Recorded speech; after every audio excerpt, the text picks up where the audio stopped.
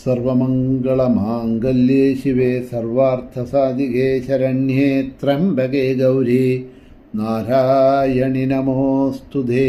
ദേവീ ശരണം അമ്മേ. സുപ്രഭാതം, ശുഭദിനം. എല്ലാ ധന്യാത്മാക്കൾക്കും പുലർകാലവന്ദനം. ശ്രീമദ് ദേവി ഭാഗവത് നിത്യപാരായണ പരമ്പരയുടെ ഇന്നത്തെ യജ്ഞവേദിയിലേക്ക് എല്ലാ സജ്ജനങ്ങൾക്കും സുസ്വാഗതം. നവമസ്കന്ധം പ്രഥമാധ്യായമാണ് അവലോകനം ചെയ്തുകൊണ്ടുവരുന്നത്. പഞ്ചപ്രകൃതിയായിട്ടുള്ള ദേവിയുടെ 5 രൂപങ്ങൾ, അതിൽ അവസാനമായിട്ടുള്ള രാധാറാണിയെക്കുറിച്ചാണ് അവലോകനം ചെയ്ത് ഇന്നലെ നിർത്തിയത്. തുടർന്ന് കൊണ്ടുപോകാം. മൂലപ്രകൃതിയുടെ പൂർണ്ണ അവതാരങ്ങളാണ് ദുർഗ തുടങ്ങിയ 5 ദേവിമാരും. ഇനി ഇതാ ഞാൻ അംശഭൂതരായി അവതരിച്ച ദേവിമാരെ പറ്റി പറയാം. അപ്പം ദേവിയുടെ മുഖ്യമായിട്ടുള്ള അവതാരങ്ങളാണ് ഈ 5 അവതാരങ്ങളായിട്ട് ഇവിടെ എടുത്തിരിക്കുന്നത് എന്ന് മനസ്സിലാക്കണം. മുഖ്യമായിട്ടുള്ളത് എന്തൊക്കെയാണ്? ദുർഗ, രാധ, ലക്ഷ്മി, സരസ്വതി, സാവിത്രി. ഇനി അംശഭൂതരായിട്ട് അവതരിച്ച ദേവിമാരെ പറ്റി പറയാമെന്ന് പറയാം. ഇപ്പം നമ്മളെ ഭഗവാന്റെ ഒരുപാട് അവതാരങ്ങൾ വിഷ്ണുവിൻ്റെ ഉണ്ടെങ്കിലും ദശാവതാരം എന്ന് നമ്മൾ പറയാറുണ്ട്. മത്സ്യം, കൂർമ്മം, വരാഹം തുടങ്ങിയ ദശാവതാരങ്ങൾ.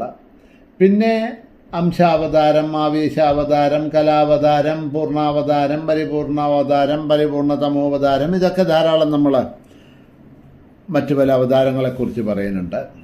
എന്നതുമാതിരി ഇവിടെ ദേവിയുടെ അംശഭൂതരായി അവതരിച്ചവരെ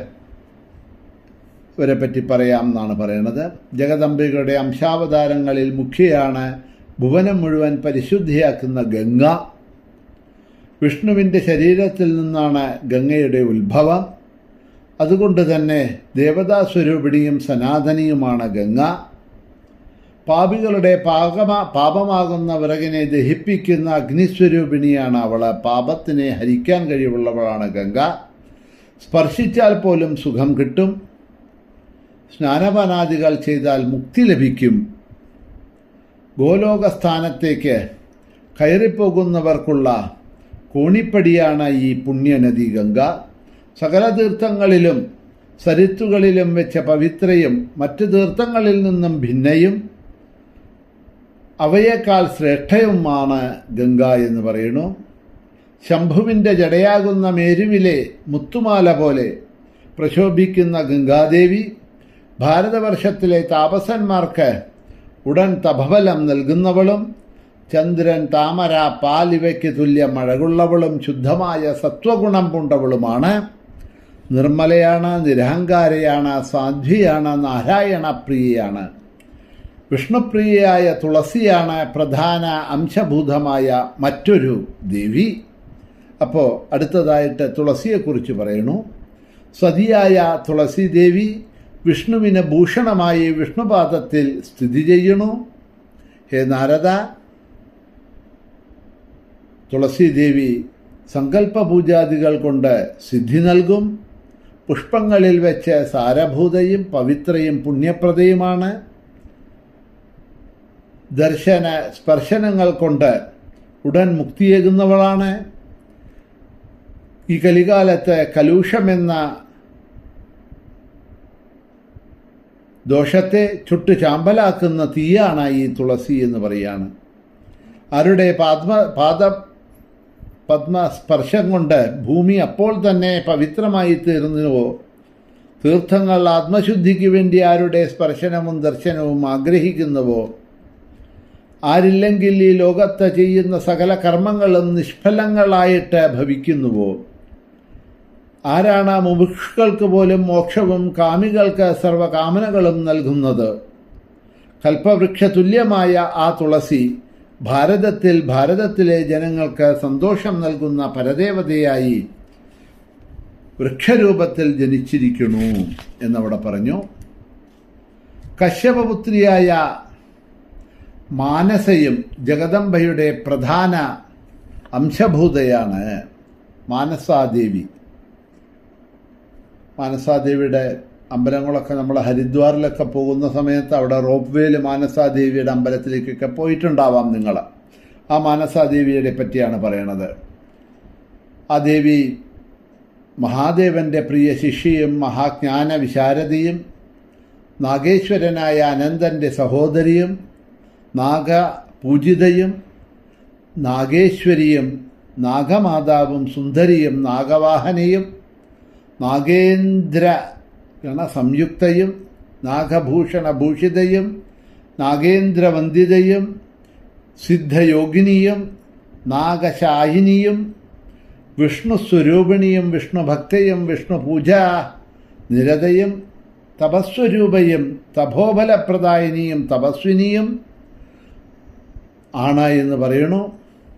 3,00,000 വർഷം ഹരിയെ തപസ്സു ചെയ്യുകയാൽ ഭാരതത്തിലെ തപസ്വിനികൾക്കും താപസന്മാർക്കും പൂജനീയയാണ് അവള്. സർവമന്ത്രങ്ങളുടെയും അതിദേവതയാണ്. ബ്രഹ്മതേജസ്സുകൊണ്ട് പ്രദീപ്തയാണ്. ബ്രഹ്മസ്വരൂപയും പരമമായ ബ്രഹ്മഭാവത്തെ ഭാവന ചെയ്യുന്നതിൽ തൽപരയും കൃഷ്ണാംശമായ ജരൽക്കാരുവിൻ്റെ പത്നിയും പതിവ്രതയും താപസ പ്രവരകനായ ആസ്തിക മുനിയുടെ ജനനിയുമാണ് മാനസാദേവി എന്ന് പറയാണ്. ജരൽക്കാരുവിൻ്റെ കഥയും ആസ്തിക മുനിയുടെ കഥയുമൊക്കെ ഇതിൻ്റെ തുടക്കത്തിലുള്ള ഭാഗങ്ങളിൽ ദേവി ഭാഗവതത്തിൽ വർണ്ണിച്ചിട്ടുണ്ട്, പറഞ്ഞിട്ടുണ്ട്. അതൊക്കെ നിങ്ങൾ ഓർക്കുന്നുണ്ട് എന്ന് വിചാരിക്കണു.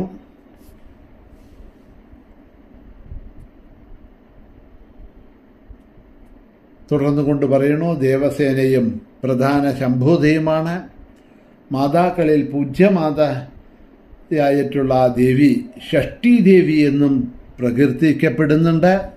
പുത്ര പൗത്ര പ്രദായിനി ജഗൽ ജനനി സതിയുമായിട്ടുള്ള അവള മൂലപ്രകൃതിയുടെ 6-1 ഷഷ്ഠി എന്ന് പ്രകീർത്തിക്കപ്പെടുന്നു.